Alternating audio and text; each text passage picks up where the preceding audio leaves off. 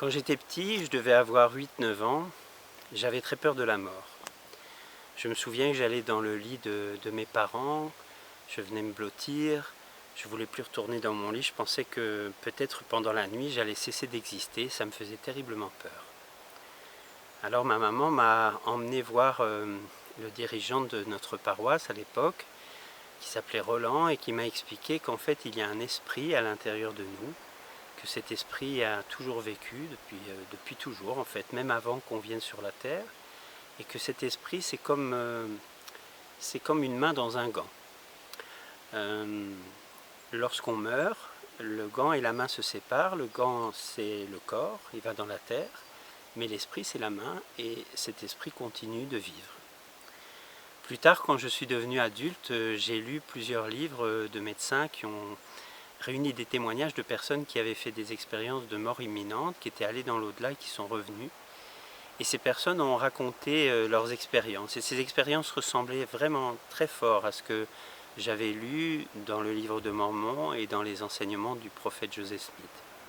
Vous avez tous entendu parler de cette idée qu'à un certain moment il y a une décorporation, qu'une matière sort du corps au moment de la mort, qu'elle traverse un tunnel, qu'elle va vers la lumière, que dans cette lumière il y a un personnage souvent qui est très lumineux, qui accueille et qui fait faire le bilan de la vie, de la personne mourante.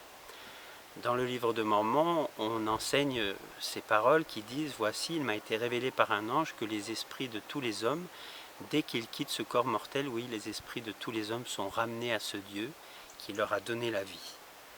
Et face à ce Dieu qui est plein d'amour, les hommes font le bilan de leur vie. » Et dans le livre de Mormon, on dit aussi « Car voici, cette vie est le moment où les hommes doivent se préparer à rencontrer Dieu. » Alors les prophètes de notre époque ont donné des enseignements par rapport à ce qui se passe dans ce monde d'après la vie. Ils ont dit que ce monde était globalement séparé en deux états. Un état dans lequel se trouvent les esprits des justes, les personnes qui sont proches de la lumière et qui ont fait la volonté de Dieu sur la terre. Et puis un autre état où les personnes sont prisonnières. Et dans cette prison, les personnes sont comme reliées constamment à des erreurs qu'ils ont faites ici sur cette terre et ils ne peuvent pas progresser. Et on apprend aussi que en fait, des êtres de lumière visitent ces personnes prisonnières et les aident à se libérer de leur prison. Dans ce monde des esprits, le temps dure très longtemps et puis un jour, la main et le gant se réunissent, c'est-à-dire le corps et l'esprit sont de nouveau réunis et ça c'est ce qu'on appelle dans le monde chrétien la résurrection. Cette résurrection est un moment très particulier où le corps est rendu parfait. Et le livre de Mormon nous dit ceci, en fait, que l'esprit et le corps seront de nouveau réunis sous leur forme parfaite, membres et jointures seront rendus à leur forme propre. Ce moment, c'est un moment vraiment particulier qui nous permettra de vivre pour toujours avec Dieu.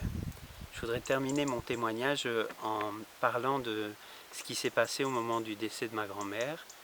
Ma grand-mère est décédée aux soins intensifs. Quelques jours avant sa mort, je suis allé lui rendre visite et elle ne bougeait plus depuis plusieurs jours.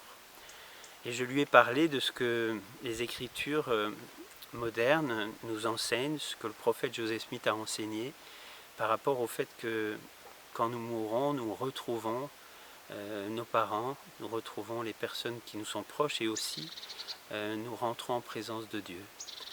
Et j'ai dit, mamie, tu as probablement déjà rencontré ton papa, ta maman et cet être de lumière. Et je pense que je n'avais même pas terminé ma phrase que ma grand-mère a commencé à tousser.